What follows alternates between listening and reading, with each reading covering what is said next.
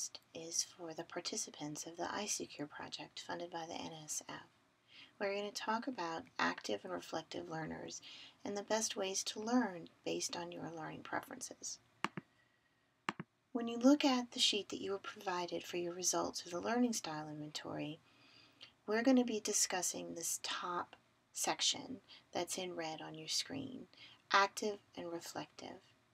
Based on the numbers that you have, determines your preferences for either active or reflective learning.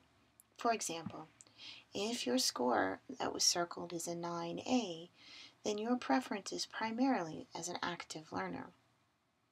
The higher the number, the more of a preference you have towards that particular learning. If your score, however, is between 3A and 3B, then you probably have a balance between the two types of learning, and it might depend on the course material or your interest level in the material as to what material or what types of material work better for you. We're going to talk about active and reflective learners.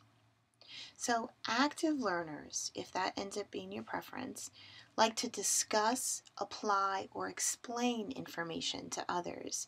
They tend to like to work in groups and hear other person's ideas of what works and doesn't work or how to apply the material. They tend to like hands-on work. They find sometimes difficult to sit through lectures without physical activity. And their quote for learning are things like, "Let's try it out and see how it works." Reflective learners like to think quietly about their material. They tend to like to work alone. They can more easily sit through lectures by taking notes, whereas active learners need to do even more than just taking notes. They want to immediately apply the knowledge and really get in there and get some work done. Reflective learners have the motto, "Let's think it through first." So one thing we always want you to think about is that everybody is active sometimes and reflective sometimes.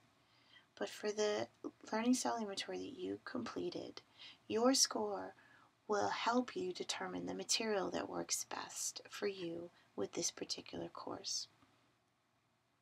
So some study tips for active and reflective learners. For the active learner, you might need to compensate for lack of class discussion or activity when you study by either studying with others, talking out loud with yourself or with roommates about the material, or utilizing activities either in a textbook or online that help you integrate the material in a more hands-on way.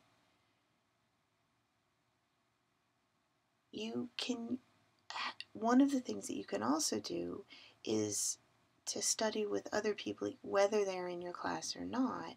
So you can have roommates or friends quiz you on the material from the book, which is a bit more active than reading it.